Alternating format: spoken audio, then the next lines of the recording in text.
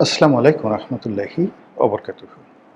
সম্মানিত দর্শক, দেশে বিএনপির শাসন শুরু হয়ে গেছে এবং সারা দেশে প্রায় প্রতিদিনই একটি না একটি ঘটনা ঘটানো হচ্ছে বা একটি না একটি ঘটনাকে সামনে আনা হচ্ছে, যাতে করে বিএনপির যিনি সরকার প্রধান জনাব তারেক রহমান, তার মহত্ব, তার উদারতা, তার বিশালত্ব এবং রাষ্ট্র পরিচালনায় যে তিনি অনন্য, এই জিনিসগুলো বিএনপি তুলে ধরার চেষ্টা করছে। তিনি সাধারণ মানুষের মতো যানজট পার হচ্ছেন, তার গাড়ি যানজটে আটকে আছে। এগুলোকে লাইমলাইটে এনে তিনি যে কত বড় নেতা, তিনি যে কত বড় মহান, যা আগে এরশাদ সাহেব, শেখ হাসিনা, এমনকি বেগম জিয়া বা জিয়াউর রহমান সাহেবও করতে সাহস পাননি, ঠিক সেইভাবে তিনি সাধারণের মতো জীবনযাপন করছেন। এটাকে জনগণের সামনে এনে তাকে জনগণের নেতা বানানোর চেষ্টা করা হচ্ছে। এর বাইরে যারা মন্ত্রী মহোদয় রয়েছেন, তারা নানা রকম কথা বলে, কাজকর্ম করে, অ্যাকশন দেখিয়ে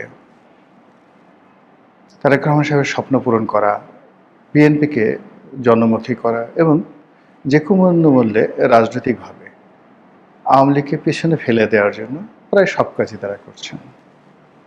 ক্ষমতা গ্রহণ করার সাথে সাথেই বিভিন্ন এলাকাতে বিএনপি যারা নেতাকর্মী, তারা খাল খনন, খাল পরিষ্কার ইত্যাদি নানা কর্মে নিজেরা ব্যস্ত হয়ে পড়েছেন এবং চারিদিকে যারা জনগণ দেখছেন, সবাই বলার চেষ্টা করছেন ধন্য ধন্য ধন্য। তারপর সাধু সাধু সাধু, নেতা তো এরকমই হওয়া উচিত, দল তো এরকমই হওয়া উচিত। আসার সঙ্গে সঙ্গে খাল কাটা শুরু করে দিয়েছে, আসার সঙ্গে সঙ্গে ফ্যামিলি কার্ড দেখা শুরু করেছে। ঈদের আগে ইমাম মুয়াজ্জিনদেরকে সরকারি তহবিল থেকে টাকা দেয়া হবে। তারপর সেই 50 লাখ পরিবারকে ফ্যামিলি কার্ড দেয়া হবে এবং এটা সেনাবাহিনীর মাধ্যমে বিতরণ করা হবে। এই কাজগুলো সরকার খুব জোরে সোরে শুরু করছে। এটার শেষ পর্যন্ত ফলাফল কী হবে সেটা পরে বলবো, কিন্তু তার আগে বলা উচিত যে এগুলো খুব জনপ্রিয়। আরও স্পষ্ট করে যদি বলি, তাহলে এগুলো খুবই সস্তা জনপ্রিয় কাজ, যে কাজ দিয়ে মানুষদেরকে খুব অল্প সময়ের জন্য মুগ্ধ করে রাখা যায়।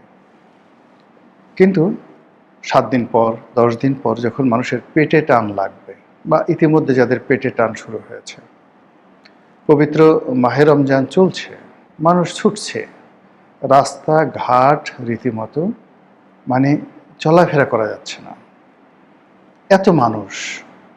এরা সবাই গত 17 মাস ধরে বসেছিল যে একটি গণতান্ত্রিক পরিবর্তন হলে, নতুন সরকার আসলে তারা কাজ করবে, সেই কাজের জন্য তারা বের হয়েছে। বের হওয়ার পর ব্যাংকে যাচ্ছে, টাকা নেই, গার্মেন্টসে যাচ্ছে, শ্রমিকদের মাস শেষে বেতন ভাতা কিভাবে দেবে, গার্মেন্টস মালিকদের মাথা খারাপ। আমার একজন পরিচিত গার্মেন্টস মালিক, গত 8-10 বছরে বেশ সফল ব্যবসায়ী। তো ভদ্রলোকে সেদিন একসাথে নামাজ পড়লাম, দেখলাম যে খুব ক্লান্ত বিধ্বস্ত অবস্থায় আসছে, ইফতার গাড়িতে বসে করেছে। সে বলল যে এরকম একটা ব্যাংক, নাম বললাম না, বললো যে একটা ব্যাংকে তার বেশ কিছু টাকা ছিল, এখন সেই ব্যাংকের অবস্থা ভালো না, ফলে প্রায় 4-5 কোটি টাকার মতো সেখানে তার আটকা পড়ে আছে। এখন ঈদের সময় তিনি বেতন কিভাবে দিবেন, ভাতা কিভাবে দিবেন, এই টেনশনে তিনি মরে যাচ্ছেন। এর কারণ হলো ওই ব্যাংকে তার তো মানে এলসি করা ছিল, এক্সপোর্ট করেছে, এক্সপোর্টের টাকা ডলার হিসেবে তার ব্যাংকে জমা হয়েছে, আর সেই ডলার বাংলাদেশ ব্যাংক রেখে দিয়ে বাংলাদেশ ব্যাংক সেই ব্যাংককে ঠিকই টাকা দিয়ে দিয়েছে, কিন্তু সেই ব্যাংক এখন গ্রাহকের চাহিদা মেটাতে পারছে না। এরকম আমি একটা ঘটনা দেখলাম যে এই রোজার মাস তার জন্য হারাম হয়ে গেছে, ঠিকমতো নামাজ পড়তে পারছেন না, মসজিদে যেতে পারছেন না, এমনকি সেহেরি ইফতারও করতে পারছেন না। তো যার জন্য রাজনীতির ময়দানে যতই ম্যাজিক দেখানো হোক না কেন, কিন্তু যারা ভুক্তভোগী, যারা সাধারণ আমজনতা, তারা তো চাল, ডাল, আটা, ময়দা এগুলোর কথা চিন্তা করছে। যারা চাকরিজীবী, মাস শেষে বেতনের কথা চিন্তা করছে। আর যারা অর্থনীতিবিদ তারা চিন্তা করছে যে প্রতিদিন টাকার মান কত করে কমল। শেখ হাসিনা যে টাকা রেখে গেছেন, ১০০ টাকা রেখে গেছেন, ইউনূস যখন চলে গেছেন তখন সেই ১০০ টাকার মূল্য হয়ে গেছে ৫৪ টাকা, ৪৬ টাকা নেই। টাকার অবদমন হয়েছে। এখন তারেক রহমান সাহেবকে যদি আবার টাকা ছাপিয়ে তার সরকার চালাতে হয়, টাকা ছাপিয়ে খাল কাটতে হয়, টাকা ছাপিয়ে ফ্যামিলি কার্ড দিতে হয়, তাহলে এই যে এখন শেখ হাসিনার জমানার ১০০ টাকা যেটার মূল্য এখন ৫৪ টাকা আছে সরকারি হিসাবে, সেটার মূল্য হয়তো হয়ে যাবে আরও অর্ধেক, অর্থাৎ ৫৪-র অর্ধেক, ২৭ টাকা। যে মুদ্রাস্ফীতির কারণে একটা সময় জার্মানিতে প্রথম মহাযুদ্ধ হয়েছিল, এই মুদ্রাস্ফীতির কারণে দ্বিতীয় মহাযুদ্ধ হয়েছিল, এই মুদ্রাস্ফীতির কারণে আমেরিকাতে গ্রেট ডিপ্রেশন হয়েছিল ১৯২৭ থেকে ১৯৩৩ সাল অবধি, ৫ বছর। ইরানে কিংবা অনেক দেশে যখন এরকম মুদ্রাস্ফীতি হয়, ইউরোপের অনেক দেশে না তো হয়েছেই, আফ্রিকার কয়েকটি দেশে আছে যেখানে ১ কেজি আলু দাঁড়িপাল্লার একদিকে রেখে অন্যদিকে ১ কেজি টাকা গুনে দিতে হয়। এরকম ঘটনা ঘটেছে, টাকার এতটা অবমূল্যায়ন। তো বাংলাদেশ সেদিকে যাবে কি যাবে না সেটা নিয়ে আলোচনা করব না। যে আলোচনা করব যে রাজনীতিতে যা কিছু করা হচ্ছে এগুলো মূলত লিপস্টিক ডেভেলপমেন্ট।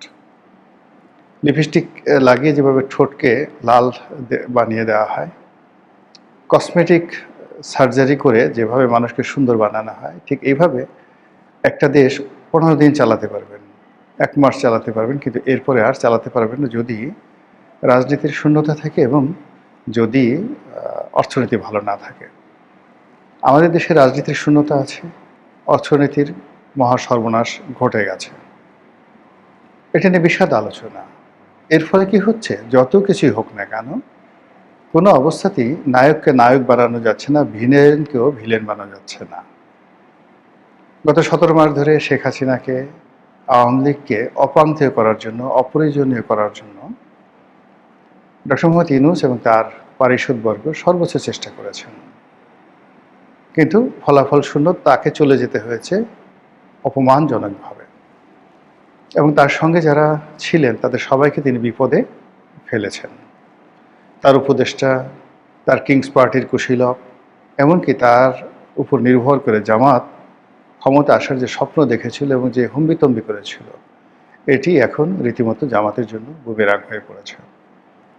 আমি গত ১৭ মাস ধরে বলে আসছি যে বিএনপি ছলে বলে কৌশলে ক্ষমতায় আসার চেষ্টা করছে, এবং ক্ষমতা আসার পর তারা জামাতকে এমন ডলা দিবে, বাস ডলা, যে ডলা পর জামাতের লোকজন বলবে যে আওয়ামী লীগের জমানাতে খুব ভালো ছিলাম, এবং ঘটনা সেই দিকে যাচ্ছে। চারিদিকে জামাতের নিস্তব্ধতা।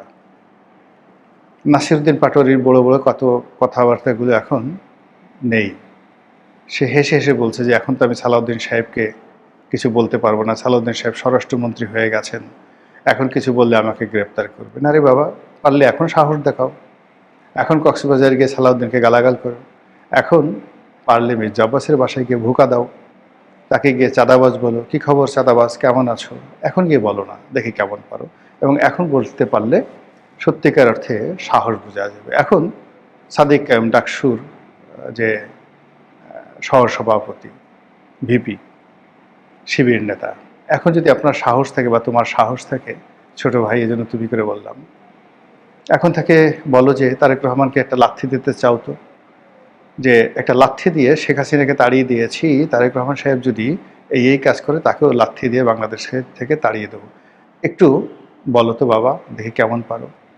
তারে বলার দরকার নাই, ধানমন্ডির যে এমপি কিংবা ঢাকা বিশ্ববিদ্যালয়ের যে এলাকার এমপি মির্জা আব্বাস বা রবিউল আছেন, এদের দুজনকে একটু গালি দেন তো, দেখি কত বড় সাহস আছে, বুকের পাটা আছে।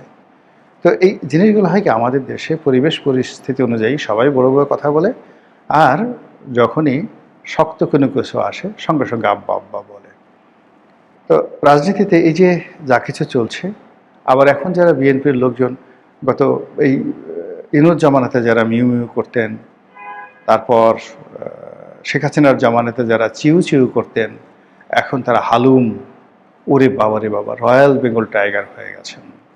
তো যা হোক, যা কিছু হোক না কেন, প্রকৃতির একটা অমোঘ নিয়ম রয়েছে। প্রকৃতি শূন্যতা পছন্দ করে না।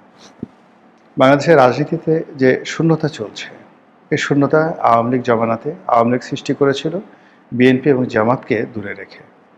কিন্তু বিএনপি এবং জামাতকে দমন পীড়নের উপর রেখেছিল, নিষিদ্ধ করা হয়নি। কিন্তু এখন যেটি হয়েছে, জামাত যেহেতু সরকারি দলে গেছে এবং গত 17 মাসে তাদের কর্মকাণ্ড নিয়ে তারা চিন্তিত, এই জন্য জামাত একেবারে চুপ হয়ে গেছে।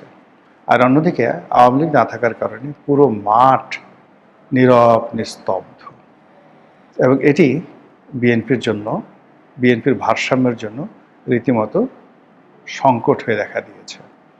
আর এটাকে আওয়ামী লীগ নিরাপদ দূরত্ব থেকে চমৎকারভাবে কাজে লাগানোর জন্য চেষ্টা করছে।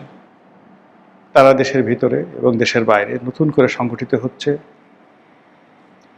এবং তানহাই অবস্থায় নিজেদের ভুলভ্রান্তি তারা অনুধাবন করার চেষ্টা করছে। গত এক সপ্তাহ ধরে আওয়ামী লীগের বিভিন্ন পর্যায়ের যারা লোকজন, বড় বড় নেতা, অনেকের সঙ্গে আমার কথা হয়েছে।